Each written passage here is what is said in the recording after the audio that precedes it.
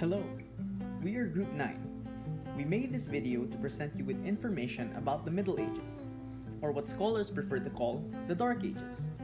They call it this way because they think that calling it the Middle Ages incorrectly assumes that this period was sandwiched between two or more prominent epochs.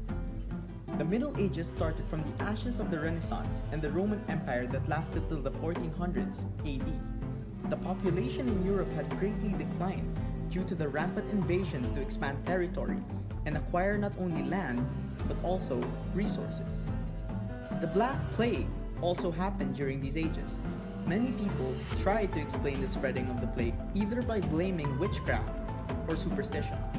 The church tried to exert control by declaring that the plague was God's doing and that it is his way of cleansing the earth of sinners and those who went against the church. This says a lot about this period. However, the exponential death tolls dampened this reasoning since the plague chose no one. May it be rich or poor, healthy or sickly, anyone was susceptible. State of science in the Dark Ages. One of the defining features of the Middle Ages is the lack of scientific knowledge, which means scientific progress during the era was heavily stifled.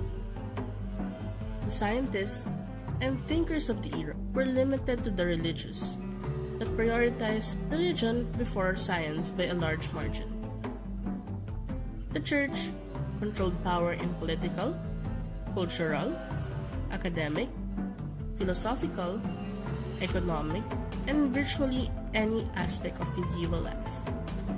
This led to a culture that justifies everything as God's will, making church officials, like popes and clergymen, the most influential people.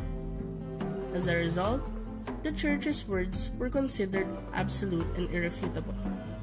Oppositions assured punishments. The medieval intellectual elites were the clergymen. Finding answers rested solely on the Catholic Church. Well, these men were unlikely scientific. However, there still exist practical applications of science and scientific discoveries. Despite the slow growth of science, there were still noteworthy scientific discoveries that were made.